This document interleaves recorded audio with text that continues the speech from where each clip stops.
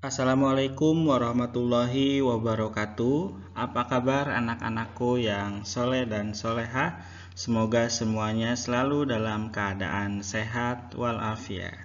Nah, pada kesempatan kali ini di pelajaran bahasa Indonesia kita akan belajar tentang ide pokok pada paragraf.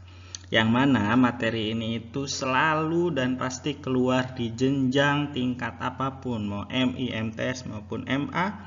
Ide pokok ini akan selalu keluar dalam setiap soal-soal ujian akhir. Nah, sebelum kita lanjut lebih jauh lagi, kita tentunya harus mengetahui dulu ya, apa sih ide pokok itu ya. Jadi kita sebelum kita mau menentukan ide pokok, kita harus tahu dulu apa itu ide pokok ya. Nah, ide pokok merupakan gagasan utama atau gagasan pokok.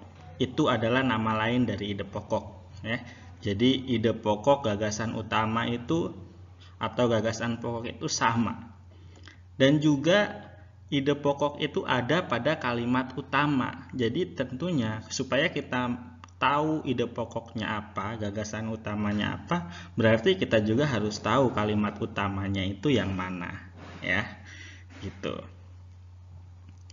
Nah, ide pokok adalah ide atau gagasan yang menjadi pokok pengembangan paragraf. Ya. Ide yang menjadi pokok dalam pengembangan paragraf. Itu ide pokok ya. Dan ini terdapat pada kalimat utama. Ya. Nah, kalimat utama itu yang harus kita bisa tentukan ada kalimat yang mana kalimat utamanya. Nah, nama lain ide pokok itu adalah gagasan utama atau gagasan pokok ya. Nah, itu ide pokok. Jadi ide pokok itu adalah gagasan yang menjadi pengembangan paragraf, yaitu ide pokok. Selanjutnya, kalimat utama itu apa sih? Nah, kalimat utama itu biasanya kalimat umum yang diiringi dengan kalimat-kalimat penjelas. Nah, ini dia kalimat utama adalah kalimat yang di dalamnya terdapat ide pokok. Nah, itu dia. Jadi kalau kita ingin menentukan ide pokok, kita harus tahu dulu kalimat utamanya. Dan kalimat utama ini bisa di awal paragraf, bisa di akhir paragraf. Bisa di awal paragraf, bisa juga di akhir paragraf. Itu kalimat utama. Nama lain dari kalimat utama itu adalah kalimat topik. Ya, topiknya apa? Nah, kalimat utama ini biasanya diiringi dengan kalimat-kalimat penjelas, yaitu kalimat yang menjelaskan dari kalimat-kalimat utama. Nah, tentunya kita juga harus mengetahui macam-macam bentuk paragraf, ya. Macam-macam bentuk paragraf itu ada berapa? Nah, di sini kita akan pelajari ada dua bentuk paragraf. Paragraf yang pertama yaitu paragraf deduktif. Paragraf deduktif ini paragraf yang dimulai dengan mengemukakan persoalan pokok atau kalimat topik kemudian diikuti dengan kalimat penjelas. Artinya kalau deduktif ini kalimat utamanya ada di awal paragraf. Itu intinya ya. Kalau kalimat utamanya ada di awal paragraf berarti dia paragraf deduktif. Ya, nah, dan di situ letak ide pokoknya.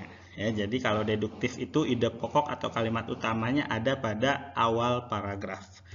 Nah, bentuk yang kedua itu paragraf induktif. Paragraf induktif ini paragraf yang dimulai dengan mengemukakan penjelasannya. Nah, kalau induktif ini kebalikan, berarti kalimat penjelas terlebih dahulu, baru kemudian di akhir kalimat topik atau kalimat utama. Dan disitulah letak ide pokoknya. Jadi perbedaannya, kalau deduktif, kalimat utamanya ada di awal. Kalau induktif, kalimat utamanya ada di akhir. Artinya, ide pokoknya untuk deduktif ada di awal. Kalau induktif, ide pokoknya ada di akhir ya, seperti itu. Nah, contohnya jenis paragraf deduktif ya. Kalimat utama terletak di awal paragraf. Contoh, seseorang akan diuji dengan apa yang ia miliki. Ya, ketika ia memiliki ilmu, maka dia akan diuji dengan ilmu tersebut, mana ilmu itu bermanfaat dan seterusnya. Nah, paragraf pertama ini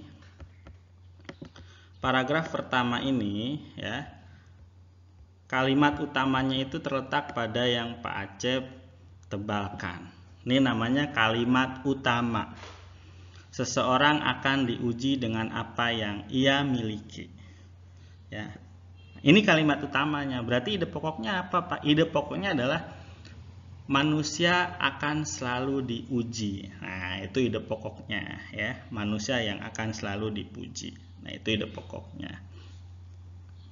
Nah, selanjutnya itu hanya kalimat-kalimat penjelas. Artinya, ketika dia memiliki ilmu, dia akan diuji dengan ilmunya. Ketika dia memiliki harta, dia akan diuji dengan hartanya. Nah, itu adalah kalimat-kalimat penjelasan dari kalimat utama ini. Nah, itu paragraf pertama. Nah, paragraf kedua, nah ini yang Pacep tebalkan ini adalah kalimat utamanya. Karena ini dua paragraf ini disebut paragraf deduktif. Ya, kalimat utamanya ada di awal. Nah, Menkominfo Tifatul Sembiring mengancam akan menutup layanan BlackBerry di Indonesia bila produsennya Research in Motion Dream menolak untuk memblokir konten pornografi. Nah, ini merupakan kalimat utamanya. Ya. Nah, ide pokoknya apa, Pak? Ide pokoknya adalah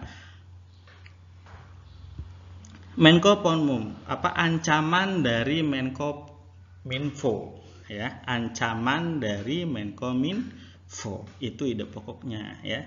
Ancaman dari Menkominfo itu merupakan ide pokok dari kalimat utama ini, ya. Jadi pada dasarnya ketika kita ingin menentukan ide pokok, kita harus tahu dulu kalimat utamanya, ya. Jadi kalimat utama pada deduktif itu ada di awal, ya. Oke, kita lanjut, ya.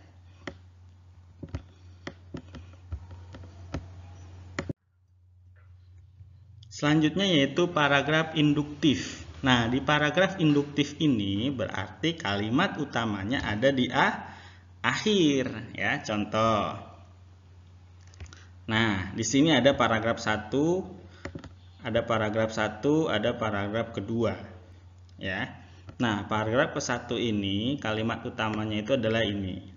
Jadi, orang tua mesti hati-hati dalam mendoakan anaknya. Ini kalimat utamanya, ya. Nah, ide pokoknya apa? Ide pokoknya bahwa hati-hati dalam berbicara, ya. Itu ide pokoknya, hati-hati ketika kita berbicara. Nah, yang lainnya adalah kalimat-kalimat penjelas dari kalimat ini, seperti itu, ya. Nah, paragraf kedua juga sama, ya. Di sini paragraf keduanya kalimat utamanya yang Pacep tebalkan dan miringkan. Sesungguhnya dosa besar maupun kecil bila dilakukan secara terus-menerus maka akan berdampak sangat buruk bagi pelakunya, ya. Nah, ide pokoknya apa di sini, ya? Ide pokoknya bahwa semua yang kita lakukan itu akan ada akibatnya, akan ada balasannya, ya. Maupun itu baik, buruk, pasti ada balasannya. Itu ide pokoknya. Ini kalimat utamanya, ide pokoknya itu. Jadi ide pokok itu enggak semuanya itu katanya seperti apa yang ada kalimat paragraf. Ide pokok itu adalah idenya dari kalimat utama ini. Jadi makanya sebelum kita menentukan ide pokok, kita cari tahu dulu kalimat utama. Nah, kalimat utama pada paragraf induktif itu ada di akhir. Artinya kalimat utama itu bisa di awal, bisa di akhir, ya. Biasanya kalau kalimatnya menjelaskan kalimat sebelumnya, nah berarti itu kalimat utamanya ada di atasnya, gitu, ya. Jadi kalian harus baca secara dengan seksama mana yang merupakan kalimat menjelaskan, mana yang merupakan kalimat umum atau kalimat utama, ya. Itu adalah ide pokok dari paragraf induktif, ya. Selanjutnya, bagaimana cara menemukan ide pokok pada paragraf? Bagaimana, ya? Yang pertama yaitu kita terus membaca secara intensif. Kita cari tahu mana ide pokoknya, mana kalimat utamanya itu, ya. Intinya mana kalimat utamanya sehingga kita mampu menemukan ide pokok itu. Yang kedua, membaca lagi, ya. Terus membaca lagi, ya. Membaca bersama nggak apa-apa, ya. Membaca di waktu luang kosong, rajin membaca, ya. Selanjutnya baca lagi dan baca lagi, ya. Jadi cara menentukan ide pokok itu adalah dengan cara membaca, ya. Nah, membaca dengan secara intensif. Nah, Kalimat utama itu biasanya diiringi dengan kalimat-kalimat penjelas. Jikalau kalimat selanjutnya dan selanjutnya merupakan penjelasan dari kalimat sebelumnya, nah berarti kalimat sebelumnya adalah kalimat utama. Tuh ya. Jadi kalimat utama itu sifatnya masih umum. Ya, dia belum dijelaskan. Nah, kalimat-kalimat selanjutnya itu adalah penjelasan, ya. Oke, nah sekarang instruksi tugasmu. Instruksi tugasmu ada 5 pertanyaan yang harus kamu jawab dan kalian selesaikan di lembar kerja yang sudah disediakan ya. Jadi jawabannya saja kalian tulis di lembar kerja yang sudah disediakan ya. Oke, kerjakan dengan sungguh-sungguh dan dengan penuh semangat. Oke, ya laksanakan tugasmu dengan baik ya. Kalian bisa lihat di modul dan kalian bisa melihat video ini. Syukur-syukur alhamdulillah jika kalian sudah langsung paham, jadi kalian langsung tulis jawabannya. Oke ya. Itu saja. Terima kasih, tetap semangat ya, tetap jaga kesehatan dan selesaikan tugasmu dengan baik dan dengan sungguh-sungguh. Terima kasih. Wassalamualaikum warahmatullahi wabarakatuh.